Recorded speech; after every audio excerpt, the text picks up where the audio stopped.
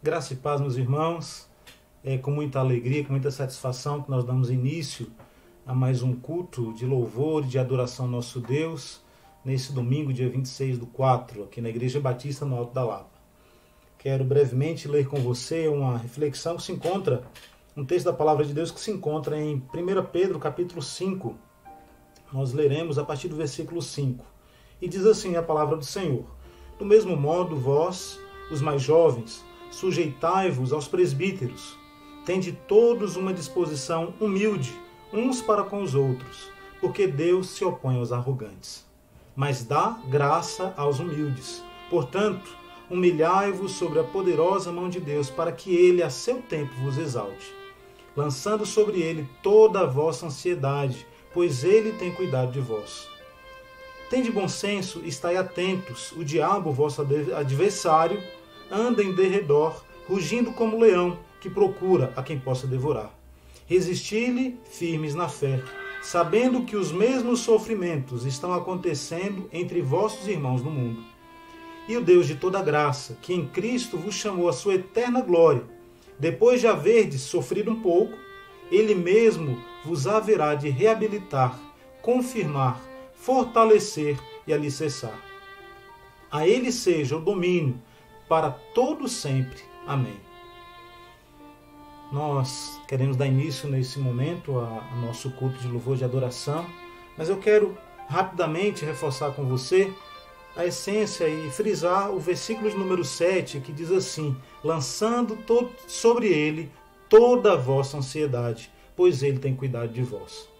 Com base nesse texto, meus amados, eu aprendo que por mais que estejamos vivendo um momento de tribulação, um momento tão difícil em nossas vidas, que é esse momento de isolamento social, por mais que a nossa ansiedade esteja à flor da pele, aflorando, esse texto ele nos convida a olhar por tudo aquilo que o Senhor tem feito em nossas vidas.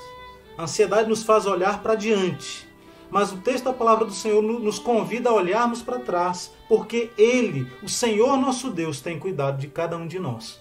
Então, quando nós olhamos para o ontem, para o anteontem, quando olhamos para a nossa vida, nós podemos perceber claramente o cuidado do Senhor. Portanto, eu quero nesse momento agradecer a Deus pela tua vida e te convidar para esse momento de culto, esse momento de adoração ao nosso Deus. Seja bem-vindo, participe conosco desse momento, compartilhando assim de tudo aquilo que Deus tem para nos oferecer nessa manhã. Deus te abençoe. Quando eu estou para baixo, triste, e quando a minha alma está tão sobrecarregada, quando os problemas vêm e o meu coração está cheio de tristeza, cheio de fardo, pesado, quando eu estou no silêncio e espero até que você venha e fique aqui comigo, você me levanta.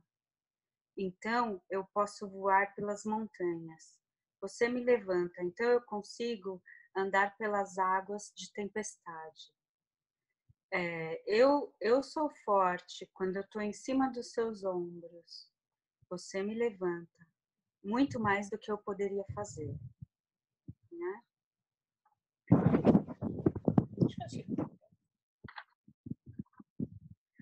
When I am down and know my soul so weary, when troubles come and my heart burneth be, when I am still and waiting in the silence until you come and sit a while with me. You raise me up so I can stand on mountains. You raise me up to walk on stormy seas. I am strong when I am on your shoulders. You raise me up. than I can be.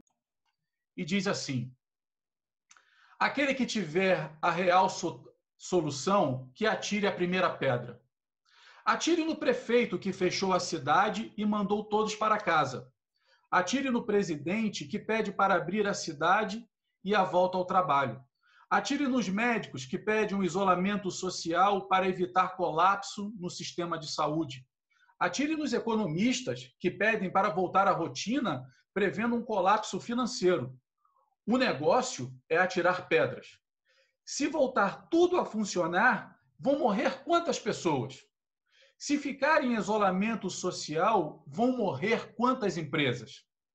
Vou responder: ninguém sabe. Quando um problema não tem solução, elegemos um culpado, um inimigo, um vilão.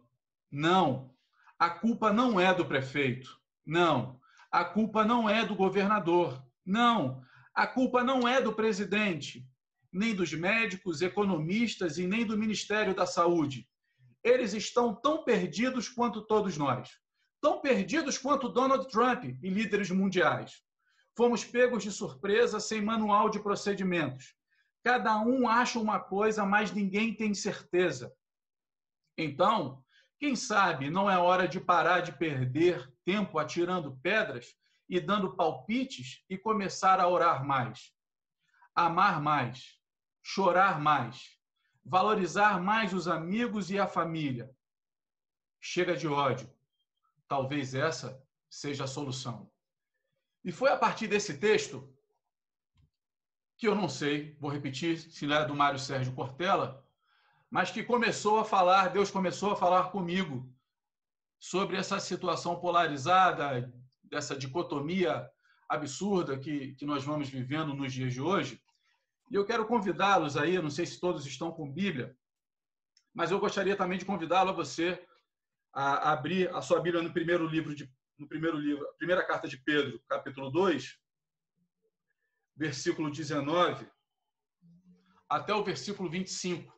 Eu vou ler na minha versão, mas se você quiser acompanhar, eu vou te dar um tempo, abra a sua Bíblia. É bem interessante parar para refletir sobre isso, sobre aquilo que Pedro coloca para a gente, expõe como um cristão maduro, aquilo que Deus deixa, aquilo que o próprio Cristo deixa para a gente como legado, como herança, e aquilo que nós, na realidade, nós temos reproduzido.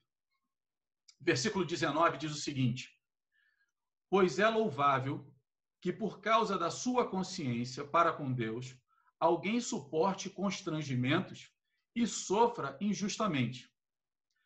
Porquanto, que mérito há em ter de suportar castigos recebidos porque haveis praticados o mal? Entretanto, se suportais sofrimento quando fazeis o bem, isso é digno de louvor diante de Deus. Para essa obra fostes chamados, pois Cristo também sofreu por vós, levando consigo também este exemplo, a fim de que sigais os seus passos. Ele não cometeu pecado algum, nem qualquer engano foi encontrado em sua boca. Quando insultado, não revidava. Quando sofria, não fazia ameaças, mas entregava-se àquele que exerce plena justiça em seu juízo. Ele levou pessoalmente todos os nossos pecados, em seu próprio corpo sobre o madeiro, a fim de que morrêssemos para o pecado e então pudéssemos viver para a justiça. Por intermédio de suas feridas, nós fomos curados. Afinal, viveis como ovelhas desgarradas, porém agora fostes convertidos ao pastor e bispo de vossas almas. Eu confesso que foi a primeira vez que eu parei para analisar nesse texto como uma questão que Pedro estava colocando, se é que eu posso usar essa linguagem, um sarrafo, um nível de medida de maturidade cristã muito grande. Pedro, no versículo 19, ele vai dizer, olha, é louvável suportar aflições injustas, a fim de manter uma consciência com Deus.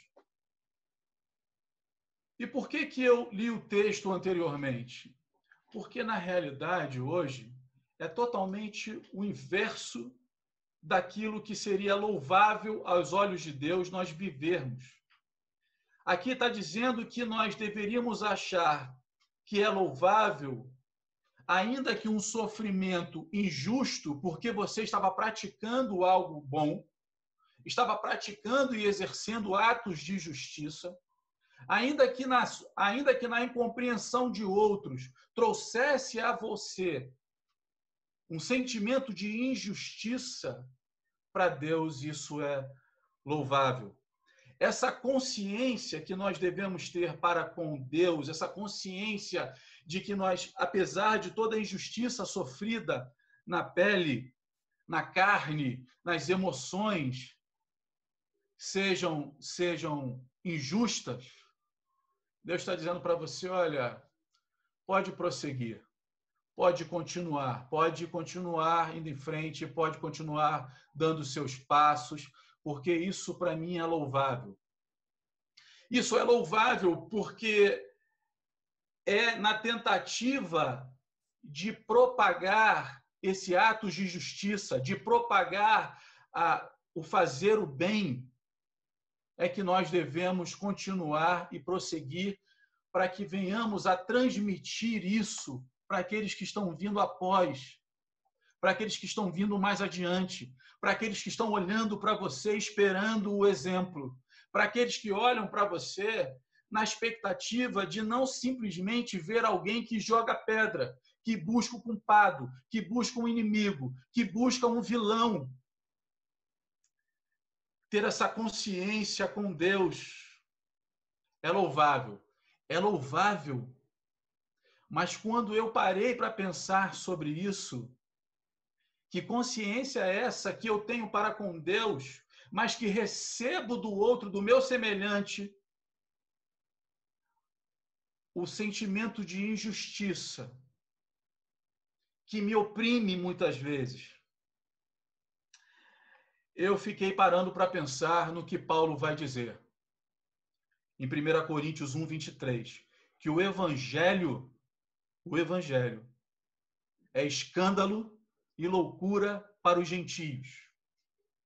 Porque você ter prática de justiça, porque você ter prática de um bem, manter a sua consciência boa e limpa com Deus e receber justamente o contrário daqueles que muitas vezes estão sendo os receptores da prática do bem e da justiça, parece ser loucura, porque se você pratica o bem, você espera receber o bem.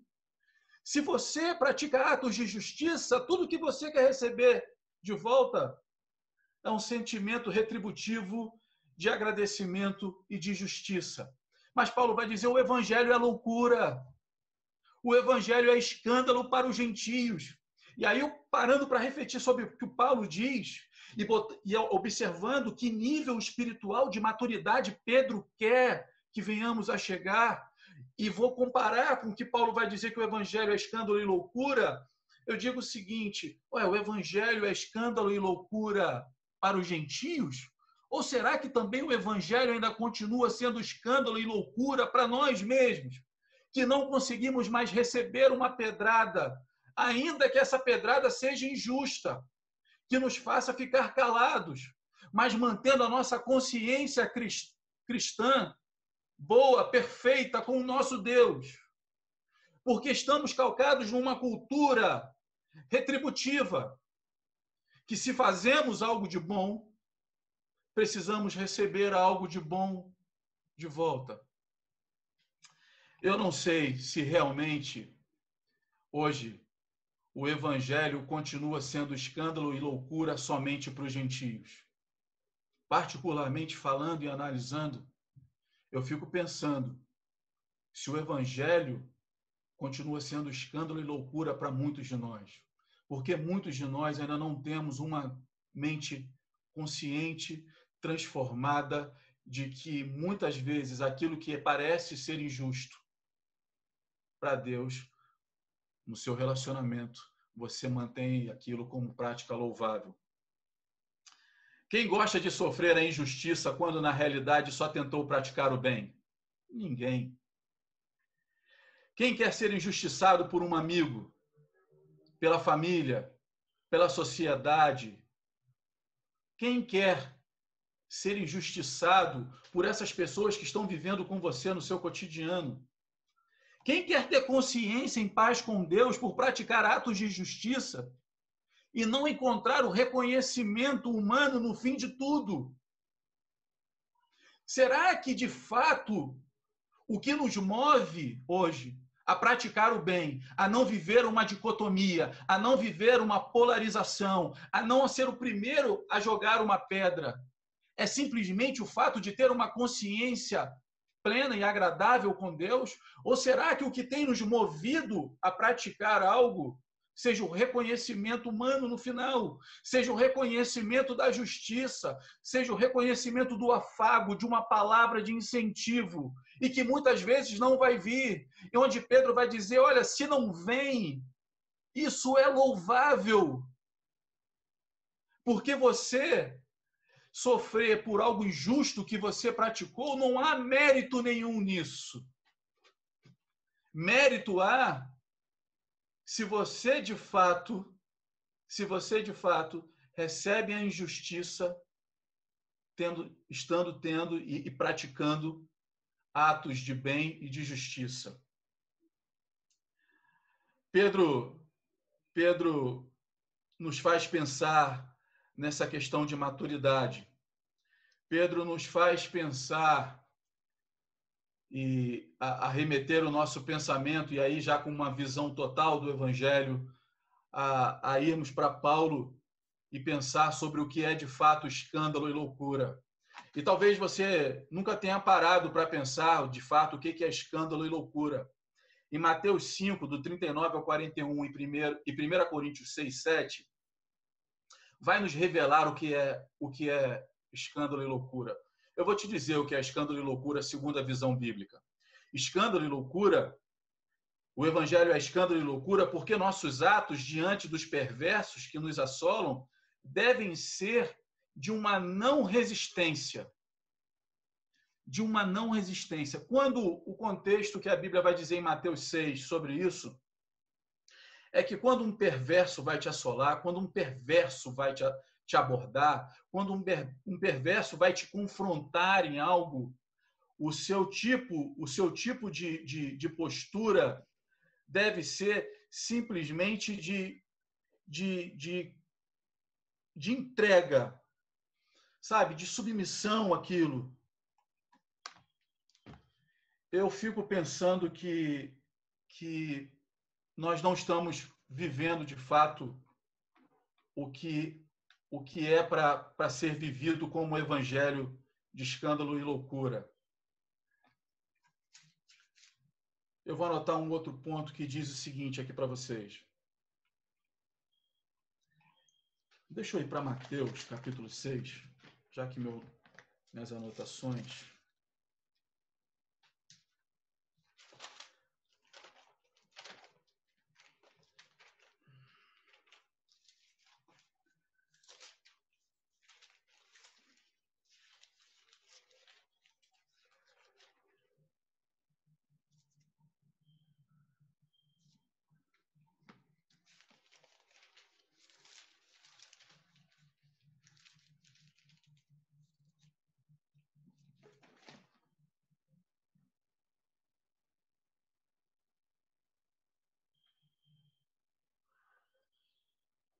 É escândalo e loucura, como diz no versículo 40. É escândalo e loucura porque Jesus nos diz que se nos pedirem a nossa capa, também devemos dar a nossa túnica.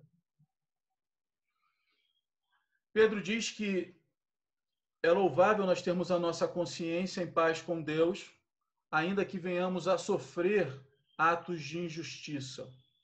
Paulo vai dizer que o evangelho é escândalo e loucura para os gentios, porque é inconcebível compreender que quando um perverso te assola, a sua postura deve ser de uma não resistência.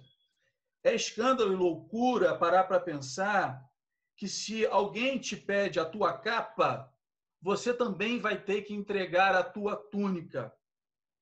É escândalo e loucura parar para pensar no Evangelho. Quando te dão um tapa, você deve oferecer o outro lado. É escândalo e loucura, porque se te pedirem para andar 1 milha com uma pessoa, ainda que para você não seja nada confortável e nada agradável, você não deve andar apenas 1, mas deve andar 2 milhas. É escândalo e loucura porque ele nos ensina a não desviar daqueles que muitas vezes nós sabemos que vão nos pedir alguma coisa e que nós não queremos mais dar, nós não queremos mais oferecer. Mas ainda assim, Paulo nos incentiva a propagar esse escândalo e loucura, não fugindo de tais pessoas. Jesus vai dizer, é escândalo e loucura porque você não deve desviar dessas pessoas. Você deve ir de encontro à sua necessidade, você deve ir ao encontro daquilo que elas necessitam. Sabe aquela velha história de que quando você desvia de um caminho, você está devendo alguém, e aí você não quer encontrar esse alguém, porque aquela pessoa você sabe que vai te cobrar. No Evangelho, às vezes, acontece o inverso. Você não quer encontrar aquela pessoa porque você sabe que essa pessoa precisa de você em alguma coisa. E, às vezes, o simples fato de você fugir dos seus caminhos e não proporcionar um encontro com essa pessoa, você não está propagando um evangelho de escândalo e loucura para aqueles que deveriam estar enxergando dessa forma. É escândalo e loucura porque o evangelho em 1 Coríntios, capítulo 6, versículo 7, diz que nós devemos viver em prejuízo. Paulo está advertindo a sua igreja que já vai dizer o seguinte, olha, já é inadmissível vocês estarem entrando em litígio um contra o outro. Mas já que vocês estão vivendo isso, por que já não assume o prejuízo e vive esse momento de consciência plena com o seu Deus e de ato louvável com Ele? Eu vou parando para pensar no versículo 24, quando Pedro nos diz que Jesus levou sobre ele os nossos pecados em próprio corpo, sobre aquele madeiro ficou cravado, e que isso serviria de exemplo para nós que morrêssemos para o pecado, então pudéssemos viver para a justiça, e que encontrássemos a cura por meio de sua ferida. No versículo 24, quando Pedro vai dizendo, olha, Jesus levou sobre ele todos os nossos pecados, todas as nossas mazelas. Nós fomos, por meio das suas feridas, nós encontramos a cura. E se de fato isso se tornou uma verdade na minha vida, por que eu não consigo viver uma vida, um evangelho de escândalo e loucura, que permitem a outras pessoas usufruírem e buscarem a sentir tudo aquilo que um dia eu senti quando eu tive minha plena consciência que o meu Salvador se entregou pelos meus pecados, para que eu não revidasse, para que eu desse a minha outra face, para que eu não reagisse ao opressor, para que eu me entregasse voluntariamente, como ele se entregou por nós na cruz. E aí, Pedro me espanta de novo ao escrever o seguinte: para isto nós fomos chamados a sofrer tal qual Cristo sofreu, mas não obtendo pecado, mesmo não tendo cometido qualquer engano, nós fomos chamados a sofrer como ele sofreu. No dia de insulto, não revidaremos, ainda que saibamos da injustiça operada sobre nós. Quando o dia do sofrimento chegar, é dia também de não revidar e de não planejar vingança. Será dia de colocar a cabeça no travesseiro e de entregar aquele que exerce plena justiça em seu juízo. Nós estamos vivendo um tempo de tanta opressão, de tanta polarização, de uma dicotomia tão violenta, que aquilo que era para ser de senso comum, de bem-estar para todos, nós vibramos porque aquela pessoa não conseguiu completar os seus planos como planejado, e aí sentimos aquele gostinho na nossa boca e repetimos aquele velho jargão. Tá vendo? Eu não te disse? Eu não te avisei? Eu não disse que não prestava? Eu não disse que não ia dar certo, mas era para o seu senso, era para o nosso bem comum. Não era simplesmente para o nosso ou para o seu deleite. Era para o nosso, era para o comunitário. Mas eu não consigo mais dialogar. Eu não consigo mais conversar. Eu não consigo mais sofrer calado. Eu não consigo mais me manter quieto. Eu não consigo ler uma frase sem questioná-la. Eu não consigo mais simplesmente questionar. Eu não consigo mais deixar de revidar com palavras ásperas. Eu não consigo sequer pensar na possibilidade de dar a minha outra face para alguém. Isso está fora de qualquer tipo de pensamento. E sabe que tipo de herança nós temos deixado como igreja? Como cristão? Talvez não seja uma herança de um evangelho de escândalo e de loucura. Porque o evangelho bem vivido, o evangelho que transforma a nossa mente, uma entrega absoluta de uma ovelha que era perdida, mas que agora encontrou o seu bom pastor, conforme diz no versículo 25, é agora um evangelho que transforma e que te faz compreender uma medida de maturidade que para muitos é escândalo de verdade e que deve ser loucura, mas que não tem sido a realidade de muitos de nós. De uma igreja que revida, de uma igreja que não sofre, de uma igreja que não busca muitas vezes mais o reconhecimento do Senhor, mas busca simplesmente o reconhecimento humano. E aí, eu quero te fazer refletir no versículo onde Pedro nos convida a sofrer tal qual Cristo sofreu.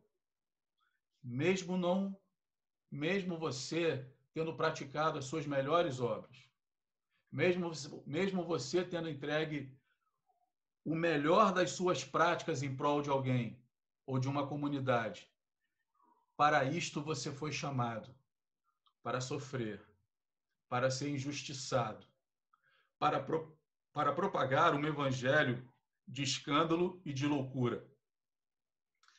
Eu espero que, de verdade, nós venhamos a compreender esse grau de maturidade que Pedro vai dizer já no versículo 19,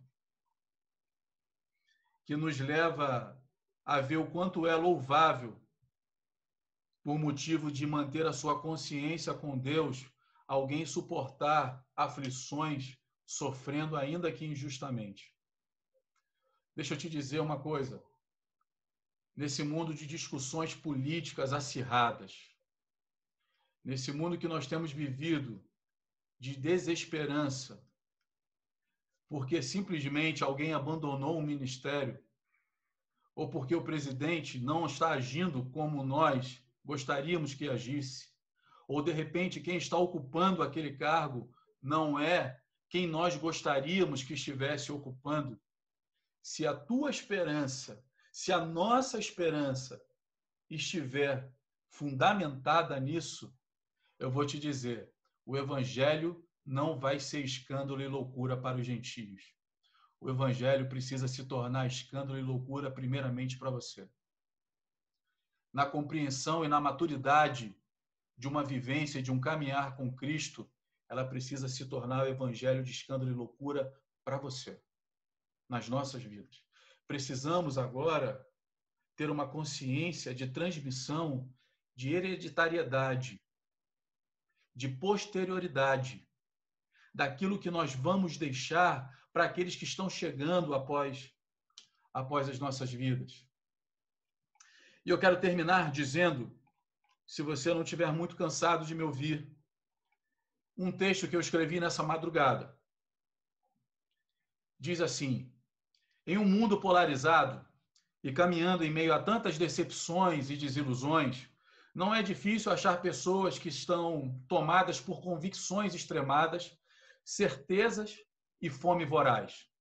Essa fome voraz é exposta quando esses se deparam com seu antagonista, ou seja, com aquele que refuta a sua forma de pensar e expõe com sinceridade outros pontos e modos de enxergar algo. Com esses não há perdão, com esses não há diálogo, com esses não sofrerei calado. Esquecemos a herança da diplomacia, esquecemos o que herdamos dos bons costumes obtidos por meios da conversa em torno da mesa. Esquecemos de quanto é importante esclarecer, discutir em bom tom e expor as diferenças. Esquecemos os significados das expressões colocar em pratos limpos, lavar a roupa suja. Não são expressões que devem ter a sua aplicabilidade restrita ao âmbito familiar. Pelo contrário, são expressões que detêm significados dos quais precisam ser aplicados em seu cotidiano de convívio social, seja em qualquer atmosfera que esteja você interagindo. Transmitir hereditariedade de boas práticas, valores, costumes e de pensamentos cristãos devem fazer parte de uma rotina daqueles que um dia compreenderam a relevância de expor e aromatizar o ambiente com o bom perfume de Cristo. Perdemos o olhar onde se buscava as virtudes. Perdemos o olhar de buscar as qualidades, os méritos, e nos tornamos caçadores da desonra, devoradores dos que possuem mazelas, predadores daquele que tem seus defeitos expostos, mas principalmente daqueles que pensam e agem diferentes de nós mesmos.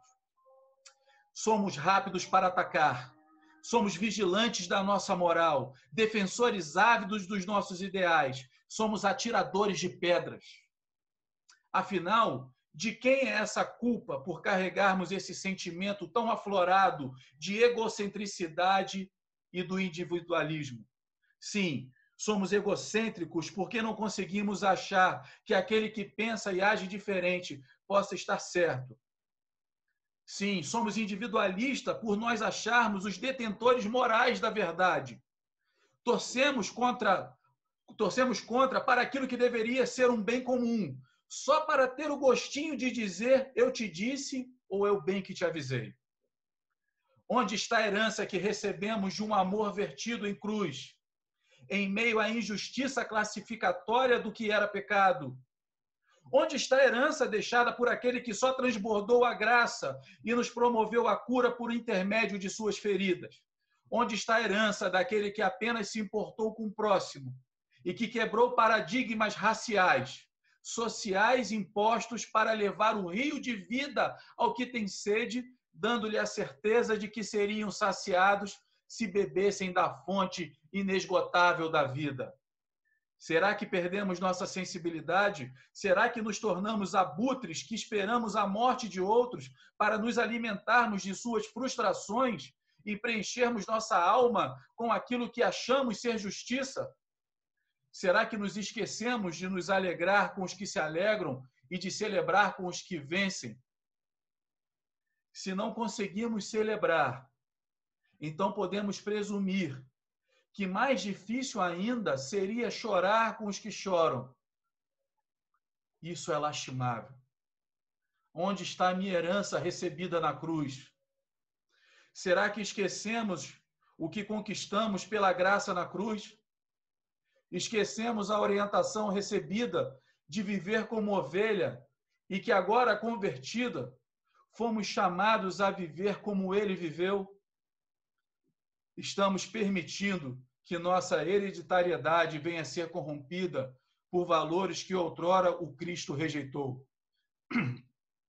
Rejeitou a usurpação do poder, rejeitou a ganância, rejeitou a religiosidade, rejeitou o desprezo, rejeitou o pré-julgamento, rejeitou a vingança. Eu espero que você possa ter compreendido para aquilo que você foi chamado. Eu espero que você possa ter compreendido para a herança que você recebeu em cruz, vertido em graça e em amor. Eu espero que você possa ter compreendido para aquilo que você foi chamado, para a hereditariedade que você deve deixar, para aquilo que você tem que deixar como legado para os próximos. Que ainda que você venha sofrer a injustiça, não está fazendo nada demais. Está reproduzindo apenas o que aquele que morreu numa cruz de forma injusta por meu e pelo seu pecado padeceu. Que a hereditariedade e o legado que venhamos a deixar seja uma hereditariedade, um legado de graça, de conversa, de bom senso, de rejeição à ganância, de rejeição à opressão. Eu espero que você possa ter compreendido, apesar das minhas limitações. Eu espero que o escândalo e a loucura do Evangelho possa te encontrar verdadeiramente e se tornar uma verdade absoluta para aqueles que ainda não a experimentaram, mas que podem ver em mim e em você a legitimidade daquilo que um dia a metanoia nos proporcionou. A transformação da mente nos alcançou. Você não está mais desgarrado, agora convertido. Segue no aprisco do bom pastor e do bispo das vossas almas. Que Deus te abençoe e nos dê um domingo bendito em sua presença. Fiquem em paz. Aparelho, através da mídia, mas espiritualmente estamos conectados uns aos outros, seja no Brasil, seja no Canadá, seja na Alemanha, e estamos conectados também junto ao teu trono da glória, da onde procede toda a bênção de que precisamos. Obrigado pela palavra que recebemos hoje. De fato, nos faz lembrar da necessidade que temos de viver os princípios que Cristo nos ensinou, ainda que isso nos custe, ainda que isso nos doa como seres humanos. Mas sabemos, ó Pai, que mesmo no nosso sofrimento, o Seu nome será louvado, o Seu nome será glorificado. Que esta palavra que recebemos, ela permaneça firme em nossos corações, em cada decisão e nas nossas reações diante das situações da vida. Pai, abençoa os meus irmãos, onde quer que estejam, que a Tua graça, a misericórdia, a comunhão e as consolações do Teu Espírito Santo, esse Espírito que não está em quarentena, esse Espírito que não está confinado, mas esse Espírito que habita em cada um que crê no Senhor Jesus Cristo. Seja com o meu povo, o povo do Senhor, que hoje está reunido nessa sala virtual, e com o Teu povo espalhado na face da terra, hoje e para sempre, para a glória do Senhor Jesus. Amém, Jesus.